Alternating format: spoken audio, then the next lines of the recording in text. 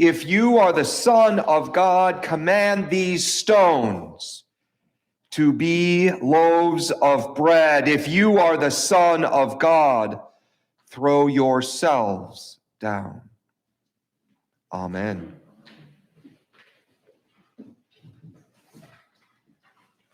Jesus, prove who you are, the devil implores. Don't just tell me, tell the world. And don't just tell the world, but worship me because I already know who you are, Satan proclaims. The tempter knows who Jesus is, knows the power Jesus holds, and wants it for himself.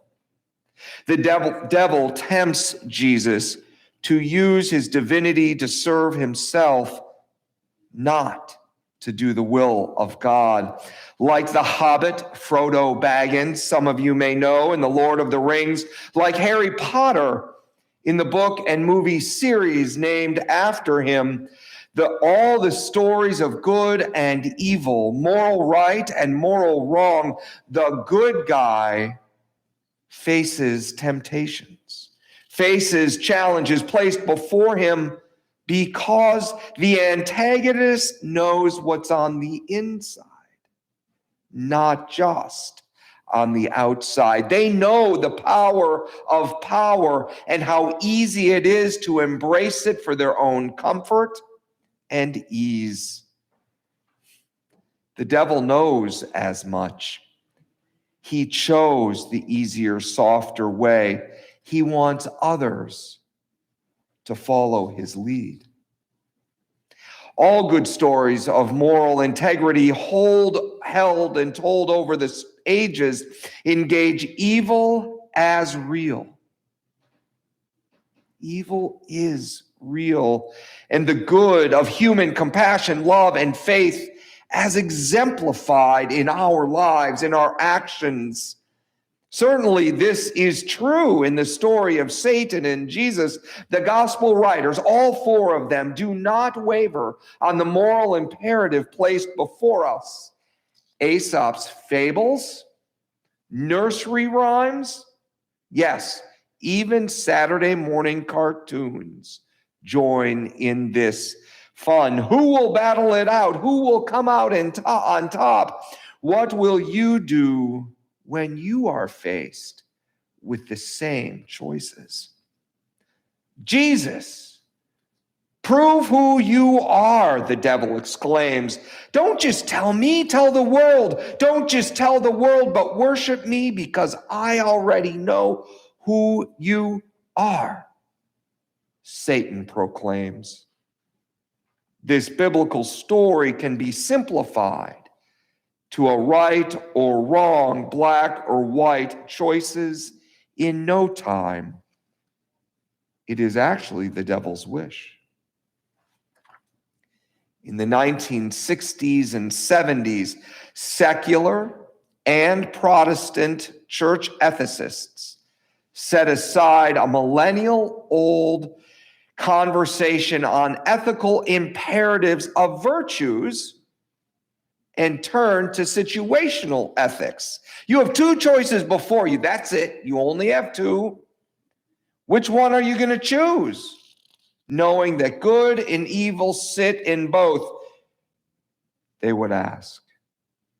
The options of moral choice moved from this depth of being, grounded in virtues, making choices in the heat of the moment, no different from choosing, what am I going to get at the grocery store? Is a banana better than an apple? What restaurant am I going to go to? McDonald's or Burger King? Is one better than the other?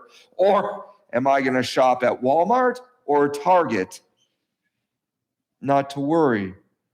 This is not the first time Christians chose to leave this foundational place of life that ground us in God for situational, choice-based ethics that then lead, it seems, to heaven. There's an 18th century classic book called Pilgrim's Progress. Some of you may have heard of it. It was adopted by This author adopted John Calvin's ethic of choosing the good as the foundation of the Christian life. This book is a staple for many Protestants, in fact, all Protestants of that day, and even today. Sadly, this book leads us to see God as that beautiful scorekeeper in the sky. This book leaves me famished.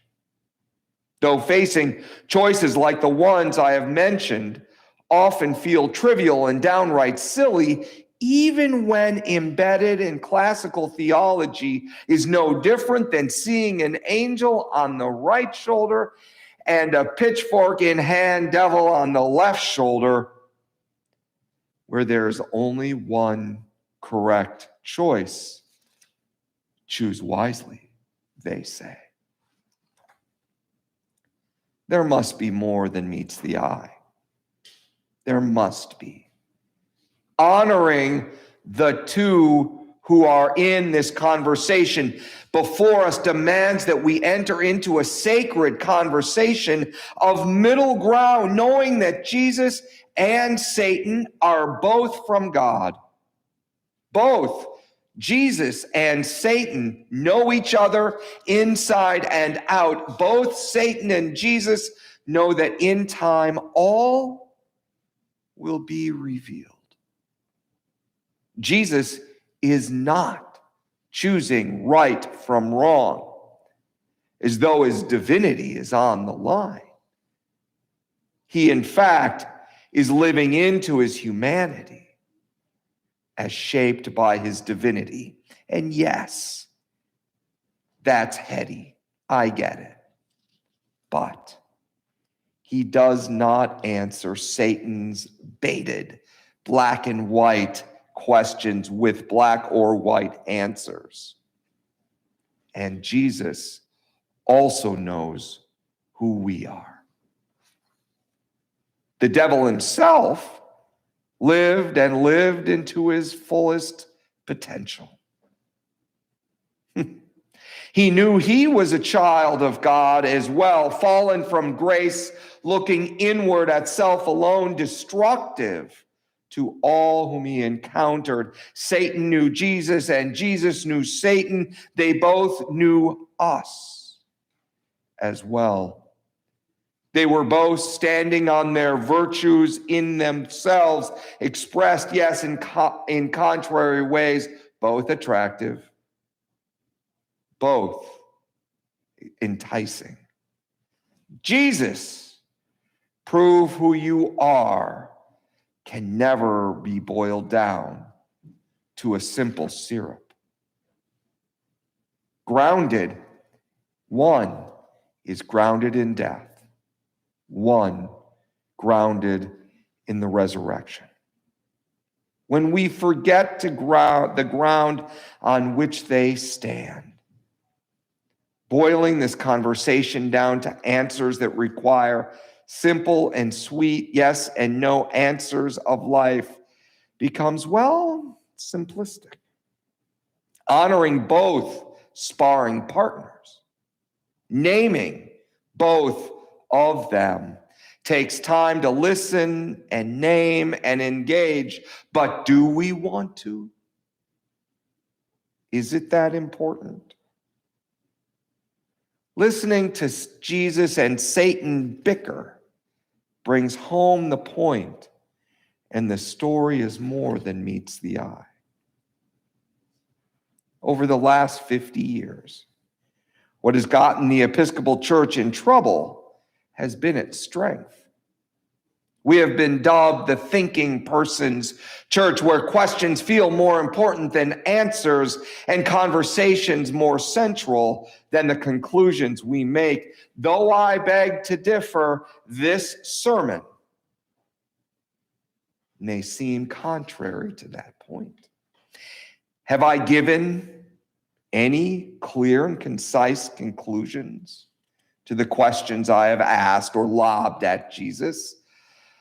Do I offer any answers to the complex quandary of good and evil, from right and from wrong? Does the conversation between the tempter and Jesus make any better sense? I'm afraid that I have opened a door and offered only a dimly burning candle to light the way, not a burning torch to light up the dark room. However, I may not have been the one to open the door, and certainly I am not the one to have laid the foundation to find answers. The moral questions of our day and personal lives leave us starving with finding the correct answer to the right or wrong question. If we don't go there, we are able to seek that place where our roots are free to go deep into the foundation of a faith in a risen Lord, and the right and the light on our paths will get brighter. So I leave you with this. Yes, our temptations are real, and answers to life's questions matter. Yes, our sparring partners, seen and unseen, are cut from the same cloth as our own. And no, simple answers will not suffice. But remember this. Remember this. When you are famished and sparring in the dark, lean into the resurrection, and the angels will wait on you.